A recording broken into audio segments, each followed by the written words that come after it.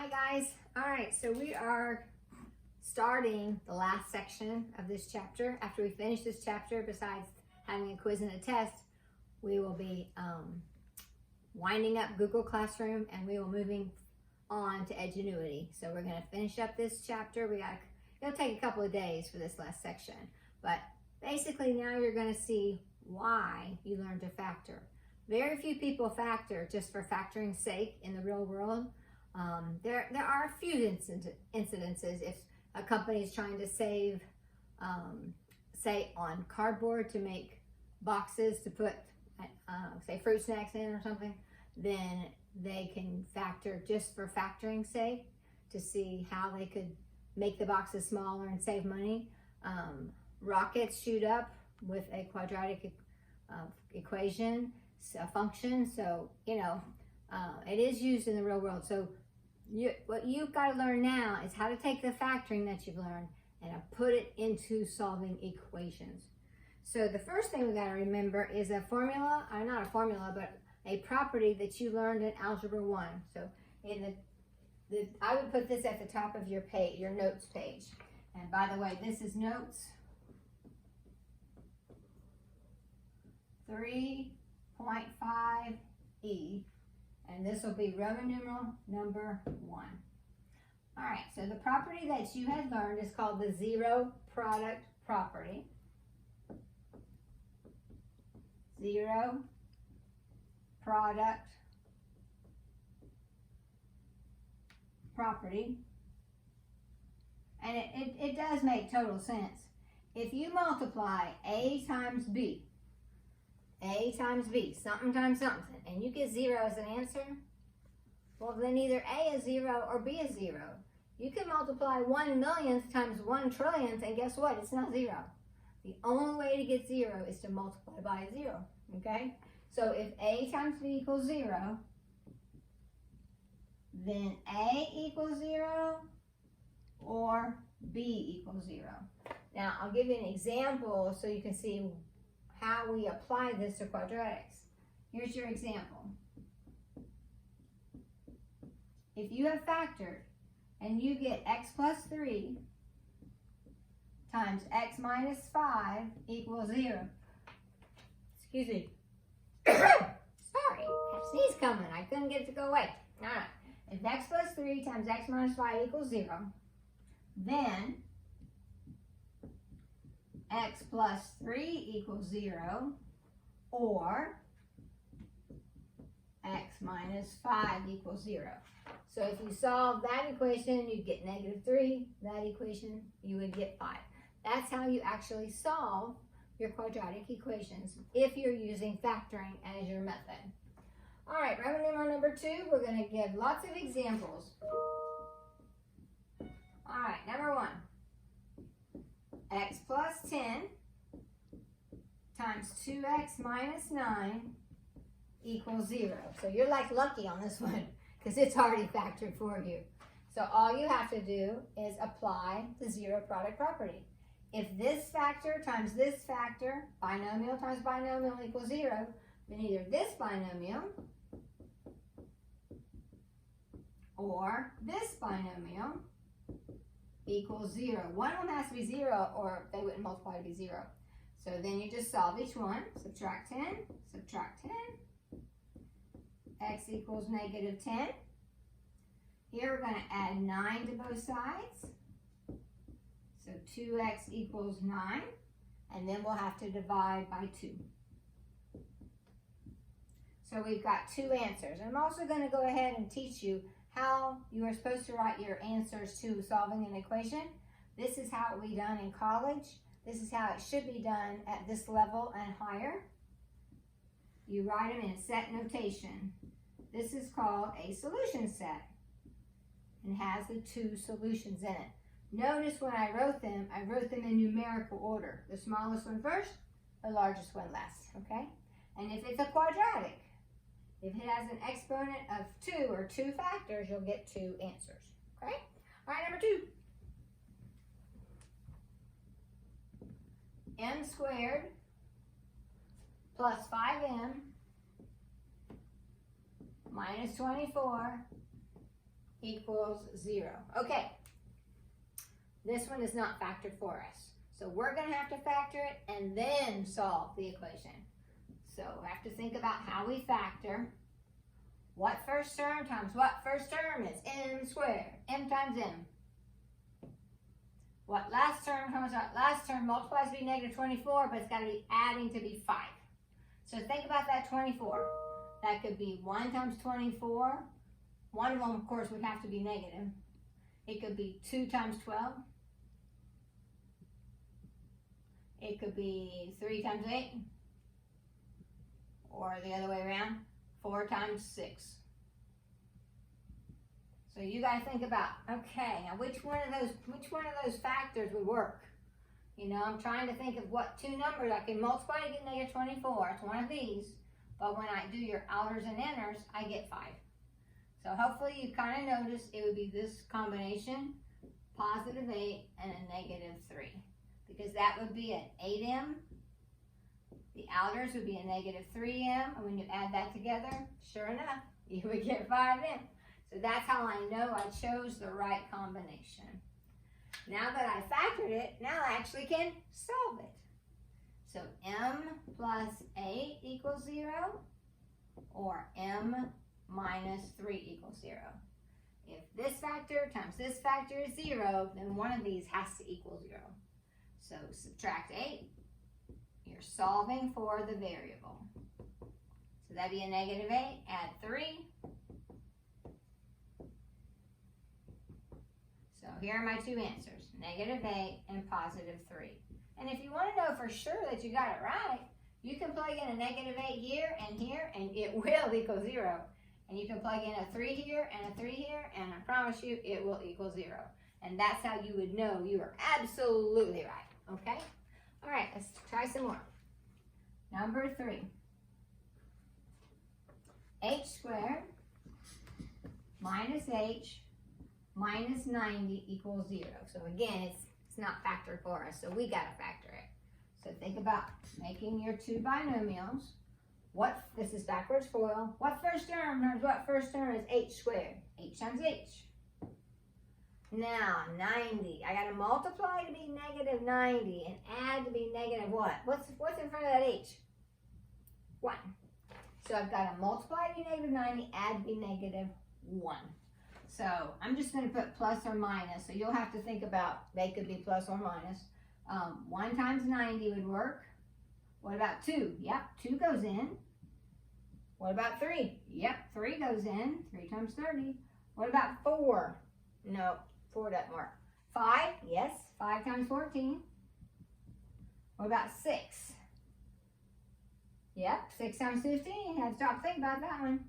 How about 7? No. 8, no. And you can use your calculator if you need to. 9, yes. 9 times 10. But one of them will have to be negative and one will have to be positive because it's a negative. Okay? So we can even go ahead and write that down. Now I want the middle to be negative 1. So what would give me a negative 1? We're going to have to use the 9 and the 10 because we're going to make the 10 negative because that's whatever is bigger, that's what needs to be that sign. And 9. So that'd be a negative 10h, 9h. That would give me what I need in the middle, okay?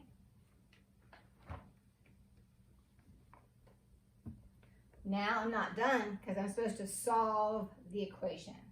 So set each factor equal to 0. So add 10 to both sides. And over here, I'm going to subtract 9 to both sides. So there's my two answers, negative 9 and 10. Make sure you're putting them in numerical order. So the negative needs to go first. All right? Number 4. 4z squared minus 20z equals 0. Ah, now this one's different. It's not a trinomial, is it? It's a binomial equaling 0. So we're going to have to think of a different strategy. Could it be the difference of squares? Are everything on there squared? No, 20 is not a perfect square, and Z is not a perfect square. So it can't be that. So what's the other strategy we have? G, C, F, greatest common factor. So what goes into a 4 and a 20? 4. What goes into a Z squared and a Z? Z. It's what they have in common. It's the biggest factor they have in common. The biggest number they have in common, the biggest number of letters they have in common. So take out the 4Z. So this divided by this would be Z. This divided by this would be negative 5. And again, if you're not quite comfortable with that, double check it. Is 4Z times Z 4Z squared? Yes, it is. Is 4Z times negative 5 negative 20Z? Yes, it is. So then I know I got it right. Now we just got to finish it out. The greatest common factor is a factor, and the binomial is a factor. So then divide by 4, 0, and add 5.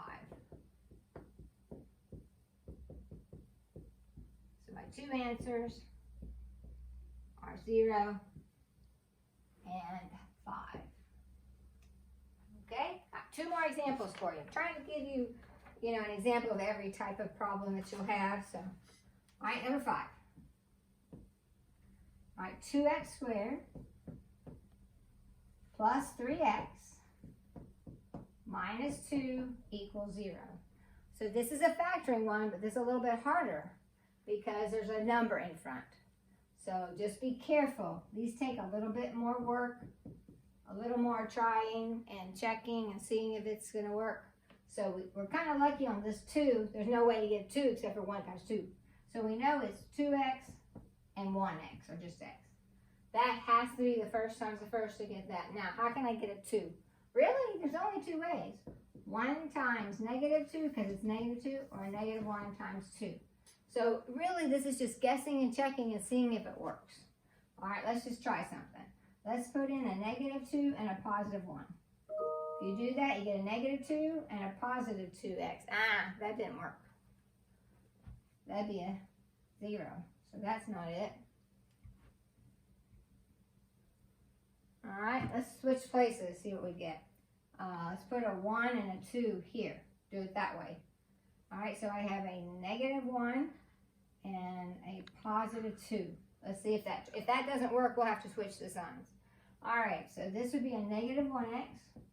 Your outers would be 4x. What's a negative 1x plus 4x? 3x! We found it! We found the right combination.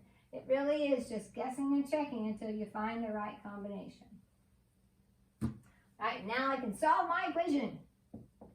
2x minus 1 equals 0, or x plus 2 equals 0. So add 1 to both sides, and then divide by 2. So one answer is 1/2. So subtract 2 from both sides, x equals negative 2. So my answers are negative 2 and 1/2. Okay, all right, got one last problem for you, number 6. Because you'll have some like this. It's 3m squared plus 36m plus 108. Okay, one thing that we have not had to do is take out a GCF from the beginning. But we actually need to do that for this one. Look, there's a 3, a 36, and a 108. Actually, all 3 can go into all those numbers. So we're going to pull 3 out as our GCF. So divide by 3, divide this by 3, divide this by 3. Let's see, what would that be? 36? Yeah. Then we're going to try to factor. All right, what first term times what first term is m squared? M times m. What last term times what last term is 36. But I need my outers and inners to add up to 12m. So hopefully you could realize that would be 6 times 6, would be 6m, and 6m, that'd be 12m. But if you need to, just write out your list.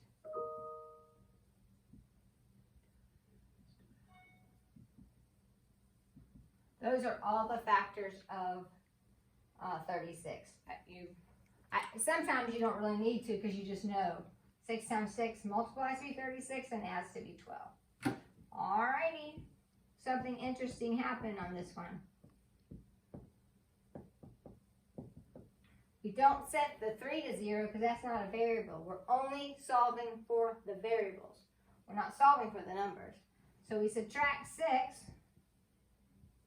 and you'll get m, that's canceled. M equals negative 6. But look what happens over here. You get the same thing. Now, that is 2 answers. They just happen to be the same answer. They have a special name. They're called a double root. Double root. So the way you write your answer is negative 6 double root. So dr is double root. That's what that means. And you can't put negative 6 comma negative 6. If you go back all the way to the beginning of the year, you will remember that you never can duplicate members of sets. So you want to convey that yes, there are 2 answers, but you can't put negative 6 because you'd be duplicating an entry, a member of the set. So you just put negative 6 and then you tell it that it's a double root. That way people know there are 2 answers, they just have to be the same, okay? All right, guys, have a great day and just keep washing your hands and staying safe, stay inside.